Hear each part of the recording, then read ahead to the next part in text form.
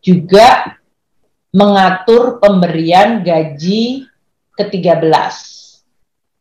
Ini seperti yang selama ini dilakukan, tujuannya adalah untuk membantu seluruh aparatur, terutama pada saat menjelang tahun ajaran baru.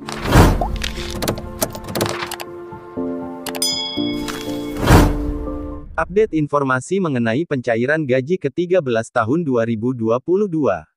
Berikut adalah jadwal pencairan gaji ke-13 ASN, mulai dari besaran serta kriteria calon penerimanya. Berdasarkan informasi dari sumber yang dapat dipercaya, dari media online kompas.com, pada tanggal 15 Mei tahun 2022. Aparatur sipil negara akan mendapatkan gaji ke-13 pada tahun 2022. Pemerintah memastikan bahwa gaji ke-13 akan cair paling cepat bulan Juli mendatang.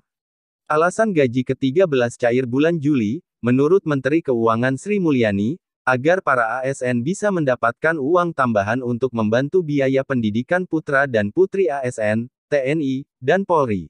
Di dalam PP nomor 16 2022 tersebut, juga mengatur pemberian gaji ke-13.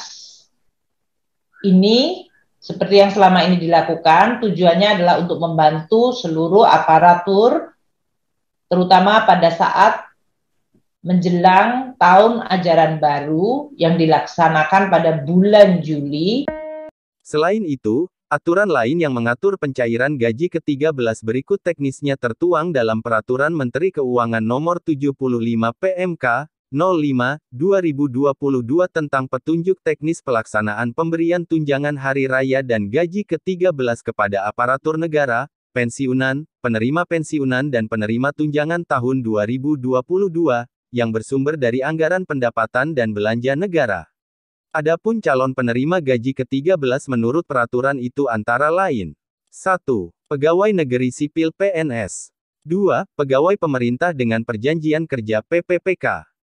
3. Prajurit Tentara Nasional Indonesia TNI. 4. Anggota Kepolisian Negara Republik Indonesia Polri. 5. Pejabat negara pensiunan. 6. Penerima pensiun. 7. Penerima tunjangan. Adapun 2 ASN yang tak mendapat gaji ke-13 tahun 2022. 1. ASN cuti di luar tanggungan negara. 2. ASN bertugas dengan gaji ditanggung instansi. Adapun besaran gaji ke-13. Pencairan gaji ke-13 menggunakan dana APBN. Oleh sebab itu, PNS, PPPK, TNI, Polri, pejabat negara, dan non-pegawai ASN akan menerima dana berupa gaji pokok, tunjangan keluarga, tunjangan pangan, tunjangan jabatan atau tunjangan umum, dan 50% tunjangan kinerja sesuai jabatan, pangkat, peringkat jabatan, atau kelas jabatannya. Sementara itu, gaji ke-13 yang bersumber dari APBD bagi PNS dan PPPK akan menerima uang gaji pokok, tunjangan keluarga, tunjangan pangan, tunjangan jabatan atau tunjangan umum, dan tambahan penghasilan paling banyak 50% bagi instansi pemerintah daerah. Pegawai yang masih berstatus CPNS juga akan menerima gaji ke-13 sebesar 80% dari gaji pokok PNS, serta tukin sebesar 50%. Gaji dan tunjangan PNS.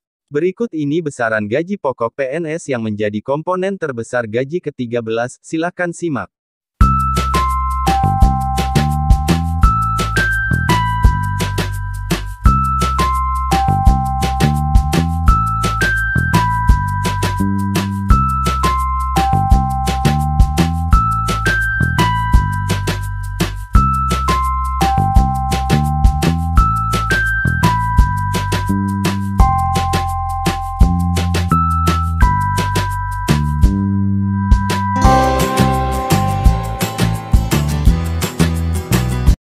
Para ASN juga akan mendapatkan berbagai tunjangan selain gaji pokok. Berikut jenis tunjangan dan besarannya. 1. Tunjangan kinerja tukin. Tunjangan kinerja termasuk ke dalam jenis tunjangan yang paling besar untuk seorang PNS. Besaran tunjangan tersebut akan berbeda di tiap pangkat golongan PNS dan juga instansi tempat mereka bekerja. Baik itu instansi pusat ataupun instansi daerah. Saat ini, tunjangan kinerja yang paling tinggi diperoleh para PNS Direktorat Jenderal Pajak atau biasanya disingkat dengan DJP. Tunjangan PNS yang akan didapatkan oleh DPJ sudah diatur di dalam Perpres Nomor 32 Tahun 2015.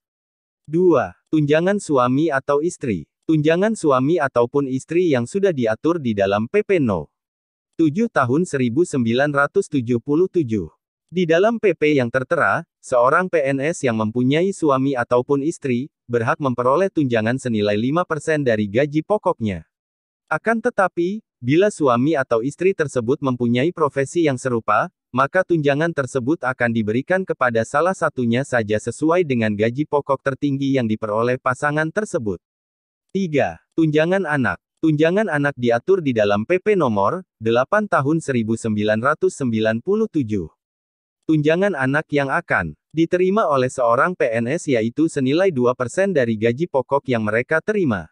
Akan tetapi, untuk bisa mendapatkan tunjangan anak, ada beberapa syarat yang harus dipenuhi, yaitu anak harus berumur kurang dari 18 tahun, belum menikah dan tidak memiliki penghasilan sendiri atau masih dalam tanggungan PNS tersebut.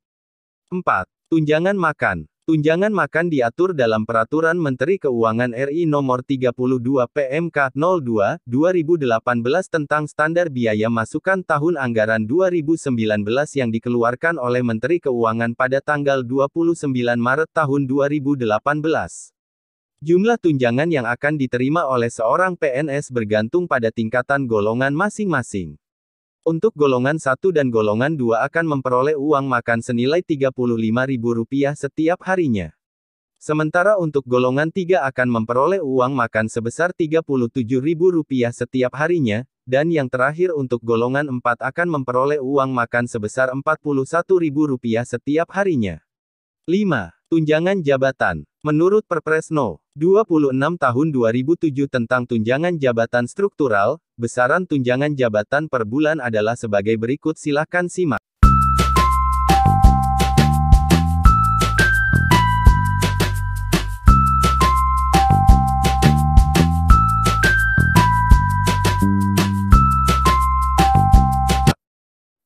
Tunjangan umum. Bagi CPNS dan PNS yang tidak menerima tunjangan jabatan struktural, tunjangan fungsional, atau tunjangan yang dipersamakan dengan tunjangan jabatan, akan diberikan tunjangan umum.